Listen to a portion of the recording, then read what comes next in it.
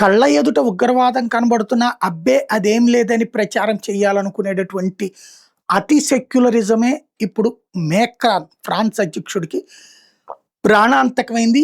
చిట్ట చివరి నిమిషంలో అదృష్టవశాత్తు బతికిపోయాడు. సిరియా అనేటటువంటిది ఉగ్రవాద దేశం. ఒకప్పుడు అద్భుతమైనటువంటి దేశం. సిరియా అయినా, లెబనాన్ అయినా, యెమెన్ అయినా ఇట్లాంటివన్నీ ఒకప్పుడు చక్కటి అద్భుతమైనటువంటి సంస్కృతి, విద్య, ఉద్యోగం, వ్యాపారం లాంటివి ఉన్నటువంటి దేశాలే. కానీ ఎప్పుడైతే రాడికల్ ఇస్లామిక్ శక్తులు ఆయా దేశాల్లోకి ప్రవేశించి ఆ దేశాల సంస్కృతుల్ని దాడి చేయటం ప్రారంభించి అక్కడ తమ ఆధిపత్యం కోసం గ్రూపులయ్యి ఒకళ్ళనొకళ్ళు చంపుకోవడం ప్రారంభించారో ఆ దేశాల యొక్క సంస్కృతి నాశనమైంది. చివరికి ఒక ఆఫ్ఘనిస్తాన్ తరహా వాతావరణాలు తయారవుతున్నాయి. సిరియా అంతకి తాత లాంటిది.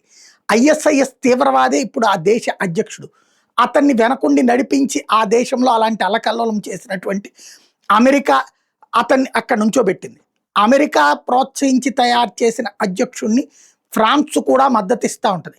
అందులో గొప్పతనంగా అది దాదాపు 8 గ్రూపులు ఒకళ్ళనొకళ్ళు నిరంతరం కాల్చుకునే సిరియాలో అబ్బే అదేమీ లేదని చెప్పడం కోసం ఫ్రాన్స్ అధ్యక్షుడిని పిలవడం, ఫ్రాన్స్ అధ్యక్షుడు అక్కడికి వెళ్ళడం జరిగింది. మొన్ననే సిరియా అధ్యక్షుడి గురించి చెప్పుకున్నాం.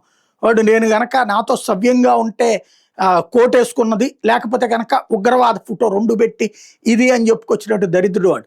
వాడిని హీరోని చేయడానికి వెళ్ళాడు. తీరా చూస్తే ఈయన దిగిన హోటల్ దగ్గరే పెద్ద ఎత్తున పేలుళ్ళు, ఎడతెరిపి లేని పేలుళ్ళు. డ్రోన్లతో చేశారా లేకపోతే మందు పాత్ర పెట్టారో తెలియదు కానీ పేలుళ్ళు. అదృష్టవశాత్తు ఈయన బతికిపోయాడు. హోటల్ లోపల పెట్టలేదు, హోటల్ బయటే పెట్టారు, హోటల్ పక్కన పెట్టారు. కాబట్టి పేలుళ్ళు అక్కడే. వణికిపోవాల్సిన పరిస్థితి ఫ్రాన్స్ అధ్యక్షుడైంది. ఇంకోసారి లేకపోతే ఈసారి అంతగా పిచ్చెక్కువ అయితే గనక ఆఫ్ఘనిస్తాన్కు వెళ్తే సరిపోతుంది.